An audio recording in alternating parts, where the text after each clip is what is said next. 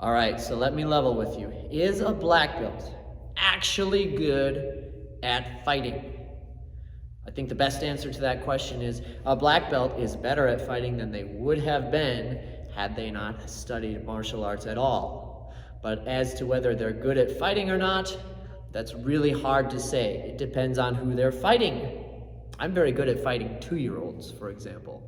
I can beat any 2-year-old in the world, but that's not a very good metric to determine how good at fighting I am. Now, if you put me against professional fighters, I'll lose every single time. So in the context of professional fighters, I'm a terrible fighter. So that is a relative term. Now, Ian Abernethy, a great resource if you're interested in this material, he introduced me to this concept years ago. I had the pleasure of getting to work with him some.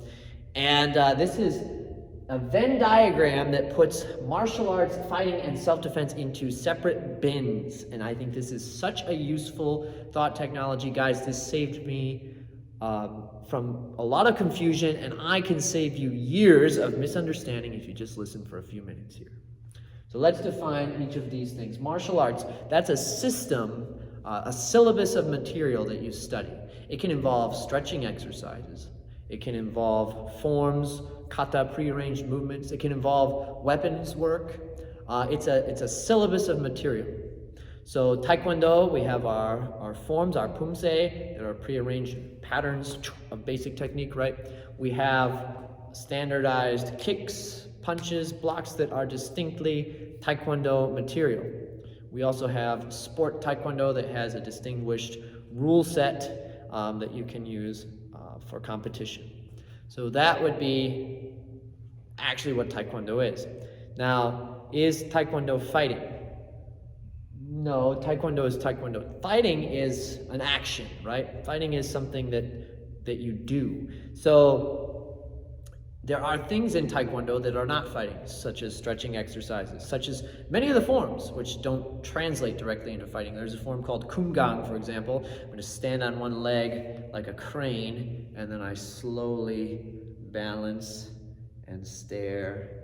And it's great for focus and breathing and health, but it's not fighting, right? Now, does it cross over into fighting? It can, because it's building balance, coordination. It's teaching the mind to focus. It's teaching you how to breathe and relax, which you can maybe use between rounds or before a fight.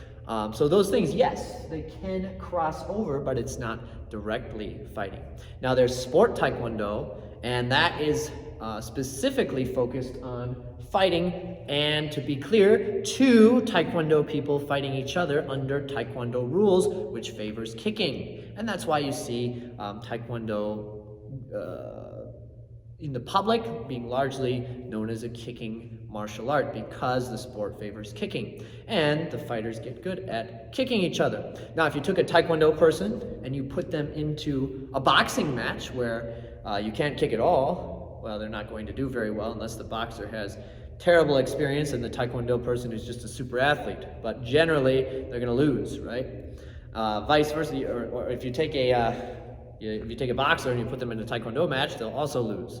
So you have to study for the specific type of fighting you want to do. And this is where people start getting confused about self-defense, because they envision that one type of fighting is better for self-defense than another. So they might say, well, kicking doesn't seem practical for the streets, so boxing is better for self-defense than Taekwondo is.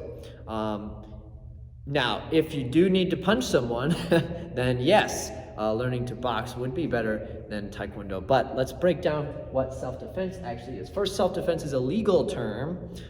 So it's, do you have the right to hurt another person in this situation? I actually like to define self-defense simply as staying safe from harm. So you can think of self-defense as like a tiered set of walls that you erect in order to stay safe from harm. And that can look like a lot of different things. If we're talking specifically about trying to stop other people from hurting us, then self-defense starts with your awareness and who you are hanging around with. A lot of times the people who attack you are actually people you know, particularly in the case of females. So you need to learn how to spot red flags. You need to learn what to look for in your environment. So when you go into a crowded room, where are the exits at? How can you get out quickly in the case of some kind of dangerous situation? You need to practice things like locking your doors, like not looking at your phone when you're in a public place where you can't see what's going on. All of that stuff, the preventative measures, are most important. Then you have to practice things like de-escalation tactics. That takes practice. You have to learn how to communicate with other people who might be amped up and want to hurt you, and you can learn to talk them down, to de-escalate. So if maybe a drunk person, maybe I accidentally bump into a drunk person somewhere, see, I've already failed step 1 of situational awareness. I'm in a place where there's violent drunk people, so I failed that. Let's say I accidentally bump into a drunk person somewhere. Now they're angry with me, they want to hit me. I can try to de-escalate by talking them down. I'm sorry, I didn't mean to do that. That was my fault. I can back away. I can learn how to position myself so they can't hit me, so that I can flee if I need to. And remember, if someone's attacking you, you don't have to hit them back. You can just run away. So if you have the space to run, you want to run. And that's where fighting and self-defense are so different, because in combat sports, you learn to keep a safe distance. If you have the distance of a kickboxer, a boxer, a Taekwondo person, any of these striking arts, if you have that kind of distance, you can probably run away. Now, there's a few instances where, let's say I bump into this drunk guy, I try to de-escalate. So notice I failed in step 1 of situational awareness. I'm in the wrong place at the wrong time. I've now bumped into someone, so I failed in that regard.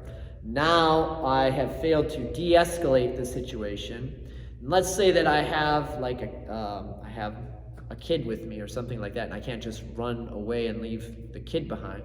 So maybe now I have to engage with this person.